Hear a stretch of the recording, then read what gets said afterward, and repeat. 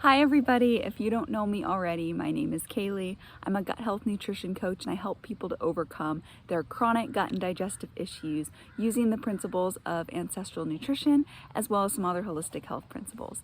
And in today's video, I'm going to be talking about, are carbs bad for you?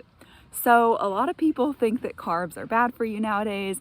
Some people say that they're essential. So if you're wondering, are carbs basically all sugar? Do they act the same in my body? Does that mean if I eat a bunch of carbs or even some carbs, I'm gonna get metabolic syndrome and diabetes and that kind of stuff? Will carbs make me fat? Are eating them automatically gonna make you gain weight? Or there's kind of another side where it's, are carbs really important for your metabolism and your thyroid health and your adrenals? Are they essential if you work out, if you're an athlete, a weightlifter? Do you need carbs to fuel your workout? So if you're kind of wondering these questions and really just wondering like, are carbs bad for me? Should I be eating them? Should I not be eating them? That's what I'm going to cover in the video today.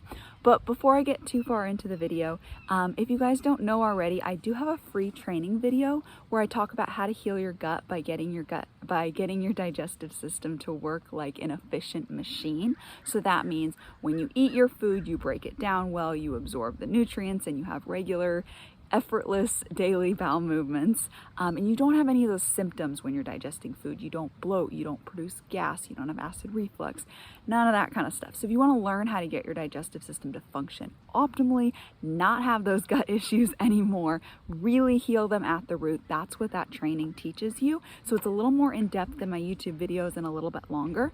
So if you're interested in that, just click the link down below and you can get access to the training. But anyway, back to carbs. Okay. So I was keto for about, I want to say like 2 years.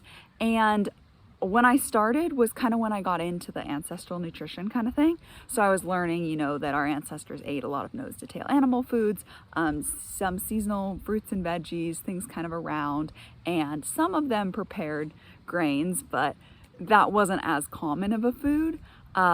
They did eat some grains and nuts and stuff. They just always prepared it properly. But at the time I was just kind of getting into this realm of things where I was learning about, the benefits of ancestral nutrition. And that kind of led me to keto too, because they're kind of similar. They are different, but there's a lot of similarities. So I thought that like, you had to be in ketosis to be healthy, and if you had a little bit too much fruit or like sweet potatoes or something like that, or sourdough bread, and that like bumped you up above like 10% of your calories from coming from carbs, then that would just be bad for your health and you would gain fat more and you just wouldn't be as metabolically healthy and you wouldn't be burning your fat and nothing would be as good. You'd be more prone to cancer, all that. And that's a little extreme. And some of our ancestors absolutely were in ketosis or ate that kind of way, but a very good chunk of them weren't and still thrived. So I don't think it's really the ketosis part of keto that works well for a lot of people. I think it's more the focus on eating a lot of meat and good quality foods and minimizing processed foods. So that can happen with a lot of diets. But anyway, I thought that way. I know a lot of people think that way, but eventually, I started learning about how carbs are beneficial for your metabolism, and I was kind of curious because I weightlift, like if my performance would be a little bit better, and I also run. If I introduced a little bit more carbs, I was just kind of curious to experiment. So I added like fruit and like potatoes, like stuff like that, and a little bit of rice. And personally, I lost a lot of weight really fast. I had gained weight on keto. So I learned that I thrive more with a little bit of carbs. I really don't do anything crazy. With macro tracking, I do about, at that point, it was about 15% to maybe 20% carbs. And now I have about, I just calculated this the other day, I want to say it was like 28, but like 25, 28. So that's not a ton if you're familiar with macro splits. Keto is like 5 to 10%, and a lot of people will be around 50%.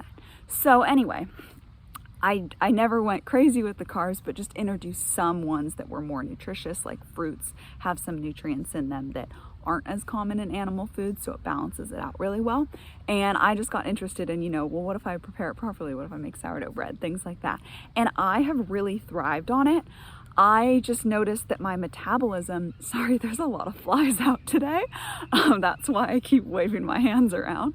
But anyway, so I figured out that I really thrive on more carbs, and a lot of, or not more, but just compared to keto, a lot of other people do too. You need glucose to convert T4 from T3. That's two of your thyroid hormones, and T3 is more active, the one you need more often. So you need glucose to make that conversion. So that's really important.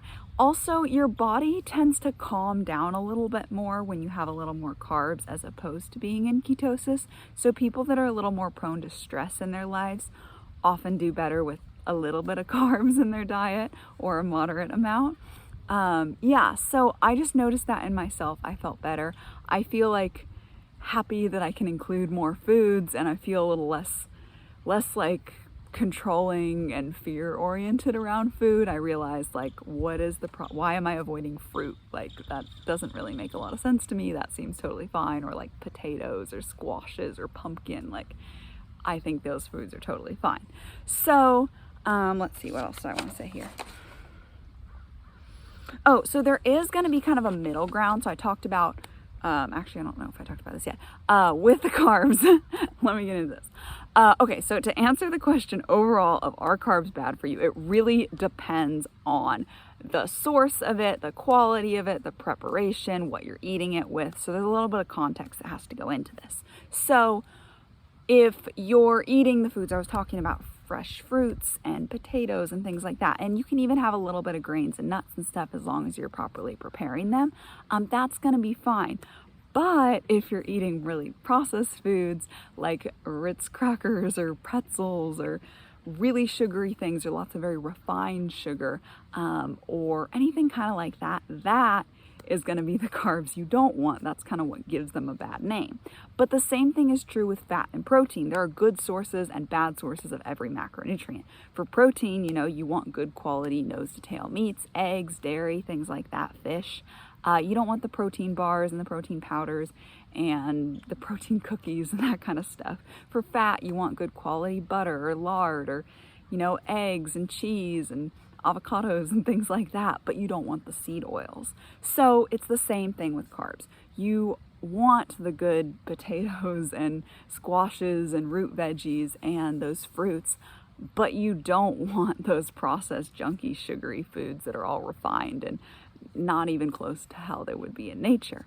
So there's a middle ground carb food here, and that's going to be what I always talk about: nuts, seeds, legumes, and grains. So the reason for this is because they are higher in anti-nutrients, and if you're not familiar with that, I have a video, I'll put it up above, on anti-nutrients. But basically they're plant defense mechanisms, and because these foods are higher in them, they can be hard on your gut. So what our ancestors did, and what works really, really well, is just to properly prepare them. So if I'm gonna have rice, I soak it in water with a dash of apple cider vinegar overnight. I actually just prepared that like an hour ago. So tomorrow when I want rice, I'll strain it, rinse it out, and then I'll make my rice. If I want to have nuts on a salad, I'll toast them first. You can also soak them. If I want to have oats, I will soak them overnight before I make them. If I want bread, I'll make sourdough bread. So fermenting and soaking is really what decreases these anti-nutrients and makes them more digestible. Depending on where you are in your gut healing journey, you might need to completely cut these foods out or almost cut them out for a while, or you might be able to have a little bit, but a lot of people will have to wait till they're more healed to be able to have them a little more often. And even if you are healed, I still wouldn't go hog wild on those. I try to keep my consumption a little more mild of those kinds of foods, just to keep everything in my body happy and working well. So let's see.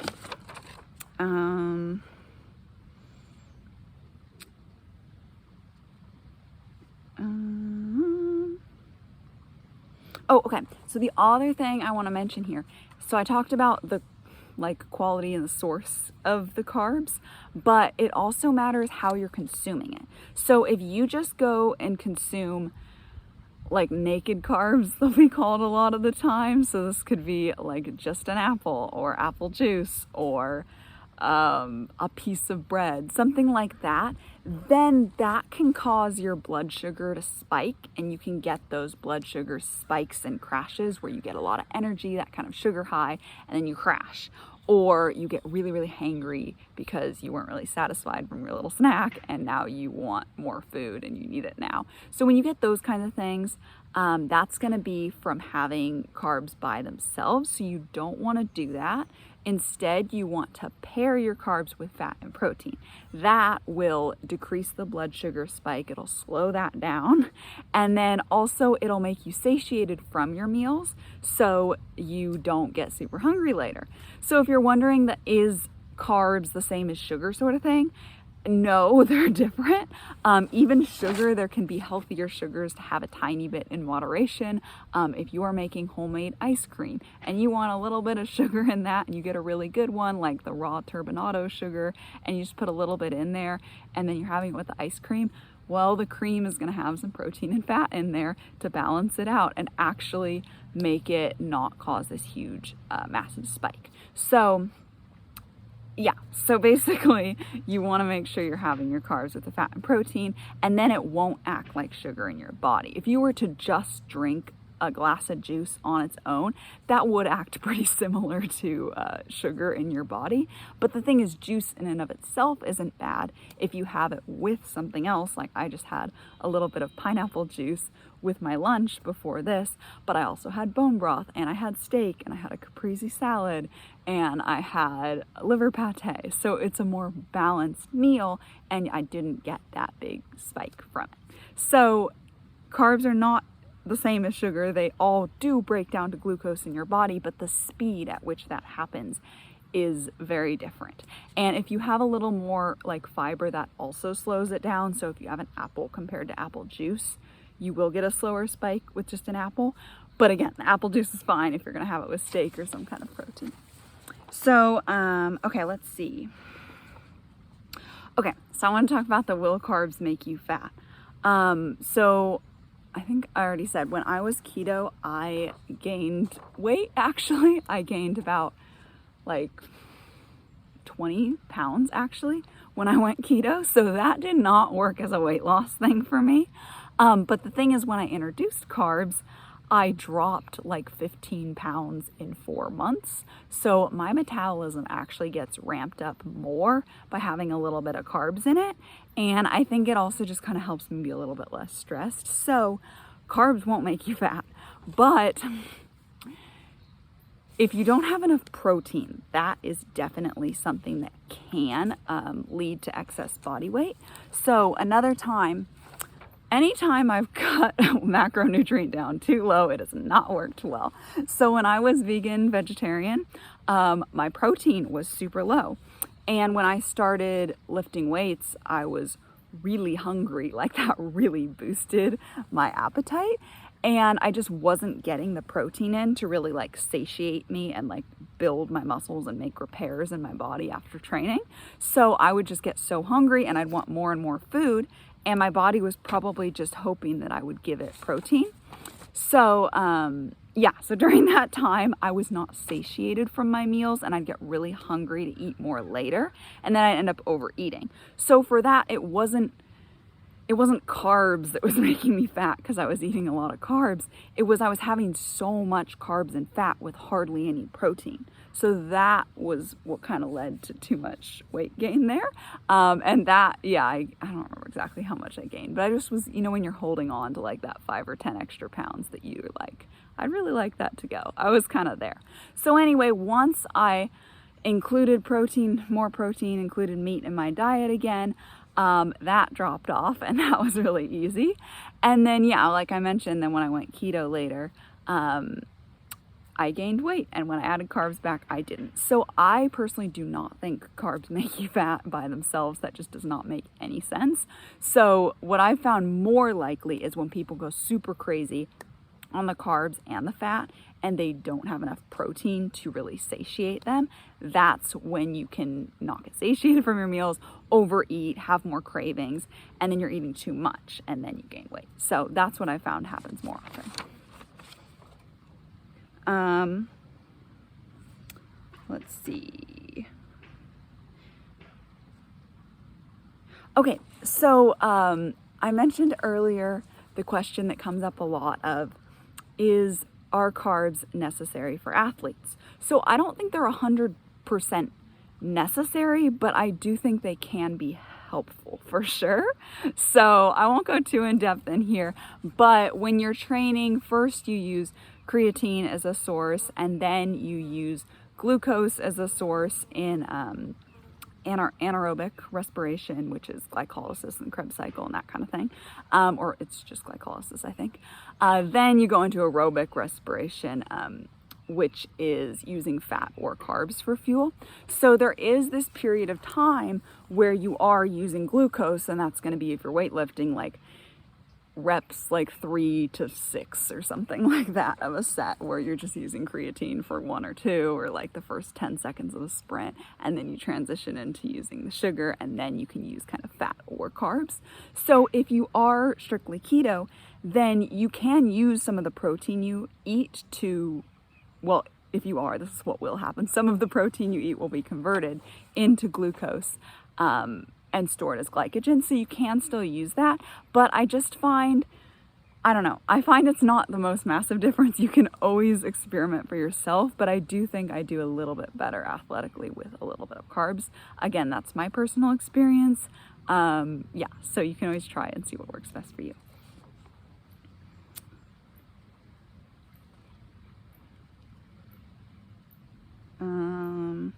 Oh, okay. I also want to talk about, are they good or bad for your gut?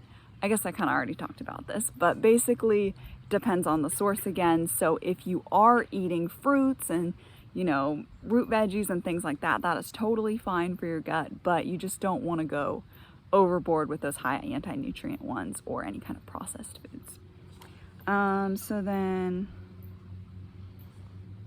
Okay, so how much carbs should you eat? That really depends on the person, but generally I think anywhere from that like 15 to 35%ish of your macros coming from carbs is a good route. Yeah, but basically just having balanced meals is really gonna work out good. So this is basically just not loading up with tons and tons of carbs and not restricting too much. If you have some kind of middle ground that feels good for your body, that's gonna be a great place to be. Not everyone has to be the same. Some people will thrive with a little less, some people will thrive with a little more. So get to know your body and what works well for you.